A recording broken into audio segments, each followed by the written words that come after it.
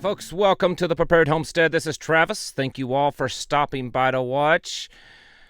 Well, I made a mistake yesterday. I know, it just doesn't happen that often. I'm entitled to one or two a year, but this one isn't too big of a mistake. So I want to clarify that, and it's on a friend's YouTube channel that I had suggested you folks watch, and it's not really a mistake. I just didn't clarify things. So I'm going to correct that.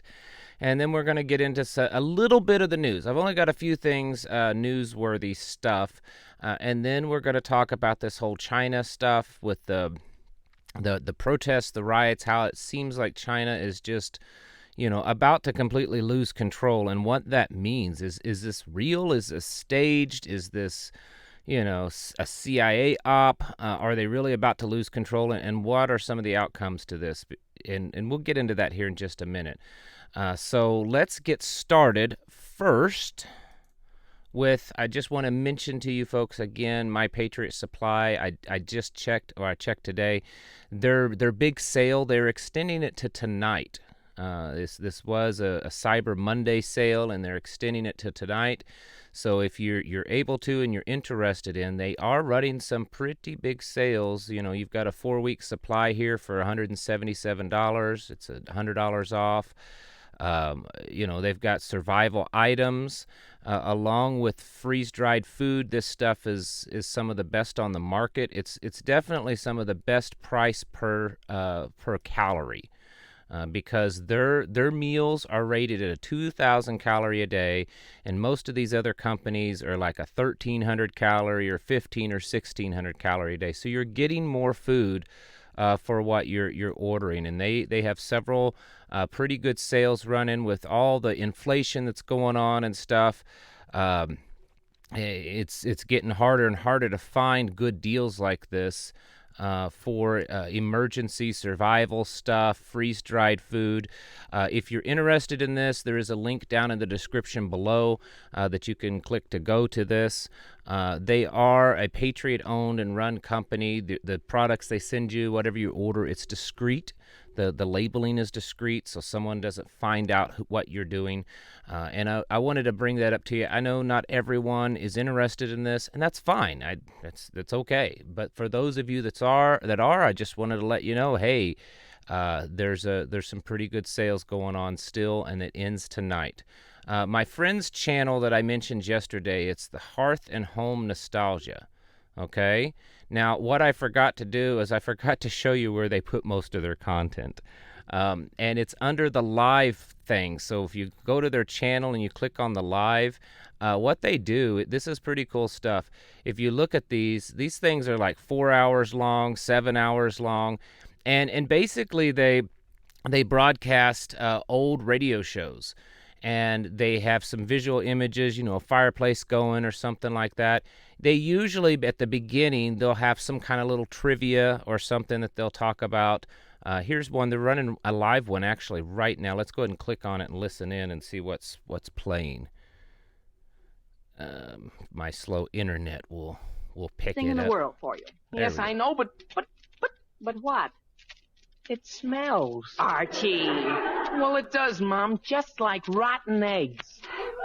Archie, Mr. This is Pringle the kind made of that stuff tonic that you from a can special listen to. prescription, and it always does a world of good for you. But Mom, They let me see if I can find one that's got some kind of little trivia. I'm just shooting in the dark here.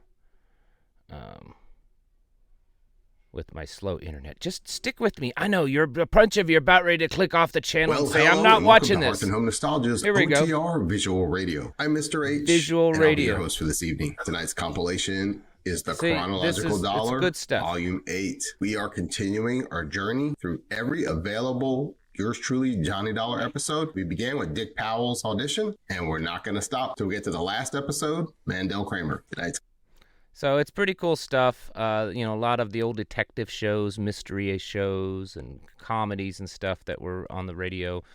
So I'd encourage you to go over there and watch some of this stuff. I think it's a good stress reliever, right? We're all tense because of all the stuff that's going on in the world, and then you can go over here and you can watch stuff, this old time stuff that's good family, wholesome stuff. You don't have to worry about your kids seeing or hearing something bad. And it's something you can sit around kind of like they did back in the old days. Everyone would sit around the old radio, the old tube radio, and they would listen to this kind of stuff. You can do it again.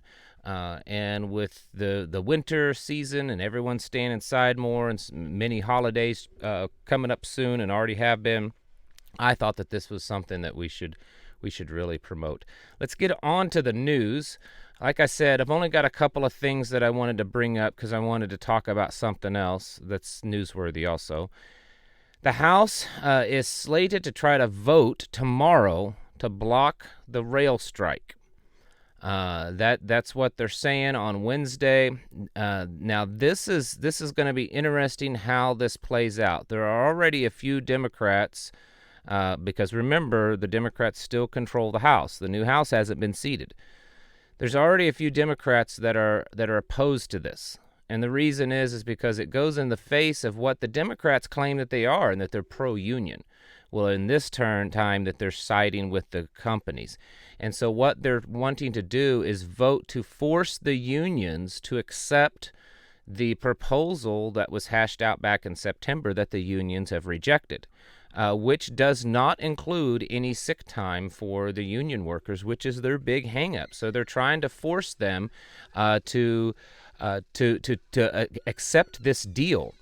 And we're talking 115,000 workers total.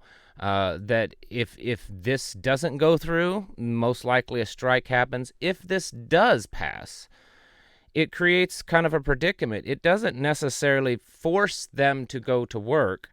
It forces the unions to accept this offer, and then the workers, they can just say, fine, I'm not going to work. I'm out of a job. And we will see. I doubt that a lot would do that, but there could definitely be many that say, you know what, this is ridiculous. I don't know. It's still a kind of a precarious situation. And, I don't think probably it's going to be completely disastrous, but I'm not so sure that we're going to get by with this one without at least a scraped knee or a bruised elbow or something. One other thing in the news before I get moving on. New numbers again, man. This number just keeps growing every month. Last month it was in the high 30s. Now it's 41% of all small businesses in the United States could not pay their rent for the month of November. They couldn't pay it. They're behind.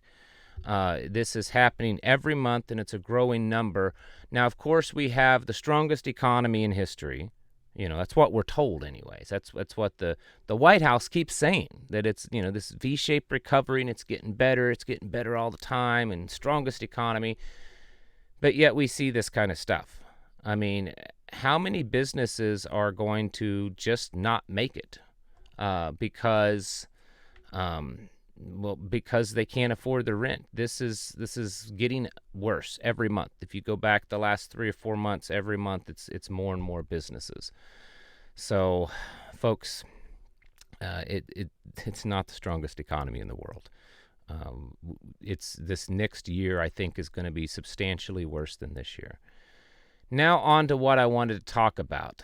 Let's go over here to the tweeters, and let's talk about this China stuff. All right, so I've got a few videos I've found on Twitter because that seems to be one of the better places to find it. This here, now remember, we only know what these are because of what they say they are, and of course we don't know that it's completely true. If you remember 3 years ago, when all the all the videos were coming out of China about these people falling over dead and blood coming out of their eyes and nose and all, they looked like hemorrhagic fever or something like that, and they were telling us it was this COVID stuff, and it had everyone terrified. And so when it came to the United States and when it came to Europe, everyone was so terrified that they really complied with all the mandates for the most part. Most people complied. And then they started to realize, wait a minute, this isn't quite as bad as what we saw in China. Well, it's because it was all a lie. I mean, it's what I believe. Anyway, so we can't completely guarantee. So here, this one here, it doesn't really have any audio. I don't know if you can hear it. It's just there's not really any audio. This is supposedly people being walked into these are quarantine facilities those ones that they put up pretty much overnight. Supposedly, this is a recent video of them marching these people in to the quarantine. I always wonder, well, who's made this video? And how did this video get out? Because China's pretty tight-lipped on that. In fact, if we go over here, well, here's a video. This is a video of... Sorry, I didn't realize that was that loud. I apologize for blowing your eardrums out there. This is those facilities being built. You can see it goes way back there. That's a lot. This here is a video, apparently, of them confiscating someone's cell phone out on the street. At least that's what it says. I mean, I guess we're supposed to believe that. But they're confiscating someone's cell phone because they don't want people to videotape and put it online. But who's making this video? I mean, look, the officer just looked at him. He sees someone. I mean, you stand there with a camera like this. So is this staged? So many people forget that. We're so used to watching, these little TikTok and short videos and stuff that a lot of times people forget, well, who's making the video, And so we've got police here confiscating or taking people's their phones and looking at them and stuff. At least that's what the story is saying. But who's filming this video? So we're seeing a lot of this kind of stuff out here. Now, it just keeps getting worse. I don't know if there's any more here. Here's another one. This is another one, the same thing. Police are checking people's phones in a subway. Let's see, that's the same one. Let's do a search here. China. My computer's running really slow today, so I apologize for that. I think it's the internet. It's windy and that kind of stuff, and we don't have the best internet. So there's all kinds of articles here, videos and stuff of the protests going on in China. And the stories are that the government there is about ready to lose control, that they're losing control of the situation. There was video. I don't know if I can find it here. I'm getting to a point, so just hold on with me. Just have a little patience. That's some flooding in Lebanon. Where is it? Oh, here we go. This is some military vehicles, apparently, being brought in. Looks like some APCs. I'm not sure what they are, but that's what it looks like to me. Are they full of troops that they're going to use to try to take care of all this kind of stuff? Who knows? So, why are we talking about this? The reason is because at this point we don't know what's going on, but I can tell you that there's probably definitely something going on. Something's up. And there's lots of different angles to this. And let me go through a couple at least. One could be that this is all some kind of CIA op. Not saying that China is participating in this. But if you look at, like, say, BRICS, the Brazil, Russia, India, China, South Africa deal, their currency that they're trying to do, most of the countries in BRICS are having this problem. Iran is having a problem. They're not part of this, but they're joining BRICS. Russia's had a lot of problems with protests. India has had a lot of problems with protests. China, Brazil has had problems with protests. So is this something that the CIA is quietly backing so that, this happens and destabilizes these nations? It's possible. Have the people in these countries finally had enough? Have they finally decided that revolution is in their best interest? It would be very rare for the Chinese people. It's typically not their style to do that, but it's a younger generation that's had lots of internet activity and access, and so maybe they've opened their minds that they're not quite the traditional ways. So that's possible. Is this just a big ploy by China because something is getting ready to be released, whether it's a new virus or something like that they're trying to terrify everyone and distract everyone. That's possible. Another possibility that's going on, and it may not be that China is allowing this to happen, but they're going to use this as a precursor to hurry up and start a war with Taiwan. If they truly are losing grip, then they're going to want to, and especially Xi Jinping, he's newly elected, re-elected. He's going to want to do something to solidify his control over his people because, if I'm Taiwan and I'm looking at this and saying, man, if China can't even control their people on the mainland, there ain't no way they can control us. And so it's going to, I would think, strengthen the rebelliousness of Taiwan. So it would make sense for China to want to act upon Taiwan pretty soon. It's also the time of the year is beneficial to that. From now till about April, the seas there in that Strait of Taiwan are about the calmest they would be. So any type of naval attack, it would be better than to wait till spring and summer. The big thing that I think that's going on, and that's not what's going on, but it is that this is all part of the Great Reset. I know that's my generic fallback, right? Great Reset. Do you have anything else new? I see people, the little trolls commenting, no, don't you have anything else new to talk about? Oh, yes, I do every day. But the Great Reset, it's a big deal. Do you folks remember? I don't have the video pulled up. I mean, I probably could find it, but I don't think that I'm going to try. There's a video a couple of years ago, right? I think about the start of the pandemic or so, maybe that spring of 2020. Klaus Schwab was talking about how it was such an opportunity, that this COVID was such an opportunity for them.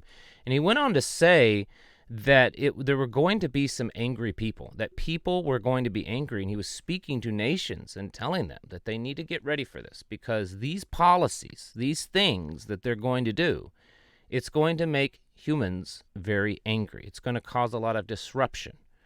And then it kind of like out of the ashes, the new world order will rise up from it, basically. When I see more and more of these protests and violence and rioting happening all over the world, and it's happening everywhere. In fact, the only place it's not really happening anymore is the United States. I mean, it happened in Canada, months back, and of course their big, strong boot came down on the throat of the protesters. We all know that story.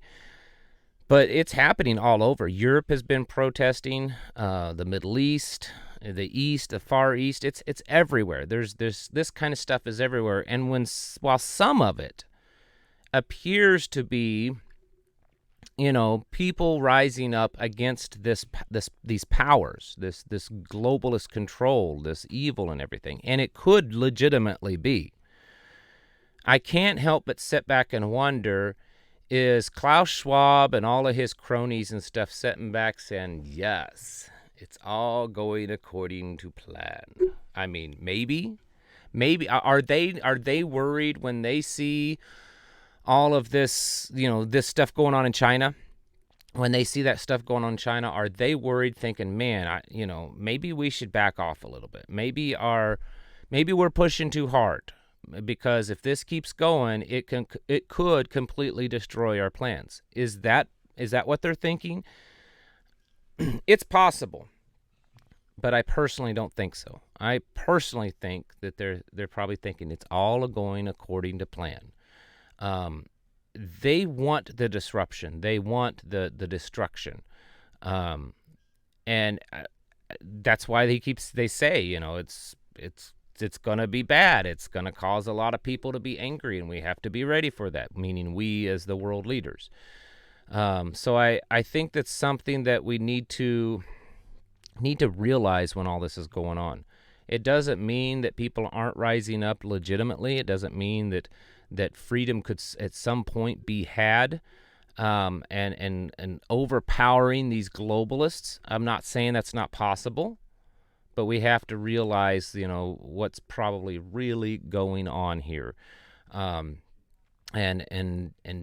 maybe not get too caught up in it. I do think that something is I think something's on the verge of happening. I mean, we've seen in the last 2 or 3 years that it's kind of starts in China and it goes elsewhere. And if it's not just the protests, but they're also claiming to having the worst outbreak of the virus since it started. Now, of course, they're now dealing with a variant that is the most virulent, but yet the least dangerous. And they did a good job of keeping everyone locked down in the beginning, and now that people are fighting back and out. But what are we going to hear over the next days and weeks of how much it could potentially explode because of all of these protesters? And then what will we see happen? I don't know. It's a lot of questions, not a lot of answers. I get that. But this was more of kind of just to get you to think.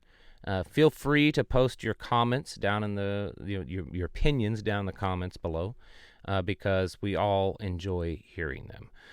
Folks, the bottom line is it's time to get everything in order. It's time to get yourself prepared, self-sufficient, building your communities, building alternative economies, alternatives to the whole system, this counter system.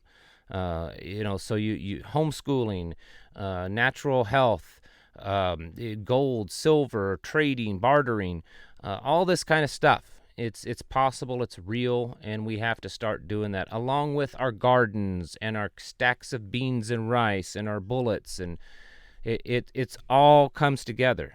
Just like I tell you how their plan is a big picture, lots of little pieces to a big picture.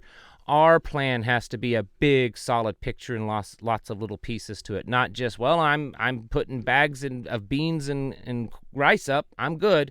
It's a lot more than that, folks, and we've got to start getting ready, getting our houses in order, and preparing mentally, physically, and spiritually. Thank you for watching. Catch you in the next video.